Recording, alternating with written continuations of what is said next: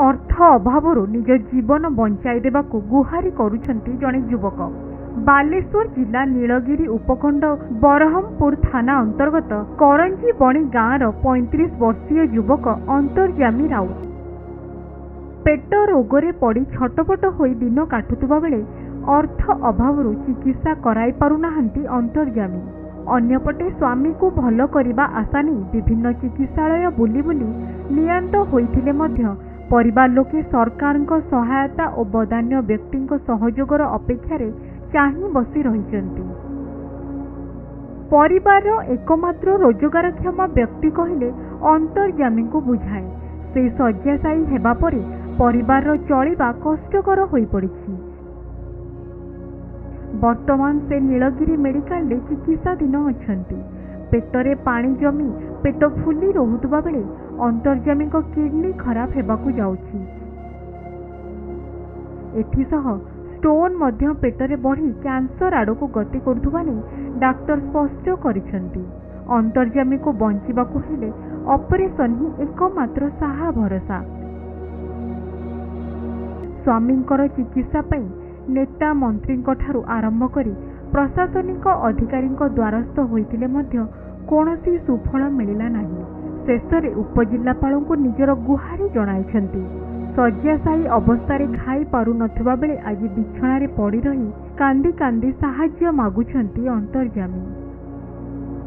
Sir आम बहुत दिन है मेडिकल रही 3 मास पार है कि 3 मास हो सब बरहमपुर नीलगिरी बालेश्वर कटक सबुआड़े आसिकी आम पानी मानी आम खोलुची पेट पानी स्टोन हो लिभर गोटे ना छुआ गुड़ा पाठ पढ़ते सब बेकार गाड़ी गाड़ा बुलूँ खाइते पाऊना आम भी खाइते भी पाऊनी आमको समस्त को निरा हो भगवान को भी डाकुच समस्त लोक मान को भी डाकुच मत शीघ्र भल कर दिखाँ।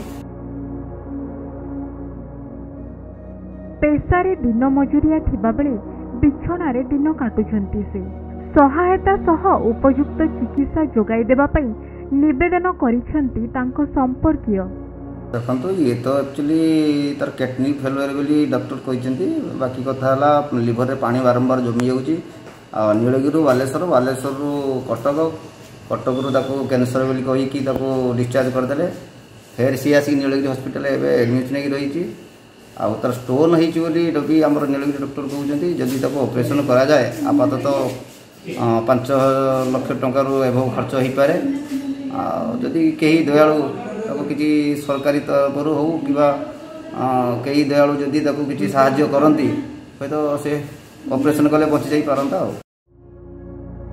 अन्यपटे नीलगिरी मेडिकल पक्षरु अंतर्यामी को सबु प्रकार चिकित्सा सुविधा जोगाई दिया जाउथुबा नै नीलगिरी मेडिकल रो डाक्टर कहिसथि। ना से तो आसते गुरुतर अवस्था तांकर पेट पूरा फुली जाइथिला पेट भितर पानी जमिकी फुली जाइथिला निश्वास नबार कष्ट होउथिला जाओ आमे तांको एठी रखी पानी तांकर बर्तमान सुधा 5 लिटर कढ़ालानी एवं से परीक्षा भी होइथिला किंतु तांकर परीक्षा दरकार कौन पाई पानी जमी सेटा निहाती दरकार परीक्षा करी जानिया दरकार। पैसा तो सरकार आम हस्पिटाल किसी सेमती पैसा आवश्यकता नहीं किंतु से जाइक सेठी एडमिशन हवा दरकार। राज्य सरकार को सहायता को अपेक्षा करिथिबा बेले अंतर्यामी को तुरंत प्रशासनिक सहायता मिल पारिले से हुए तो आगामी दिन में सुस्थ जीवन यापन करि परिबे बोली परिवार लोके आशावादी अछंती। बालेश्वर नीलगिरी जगन्नाथ प्रसाद कोणार्क न्यूज।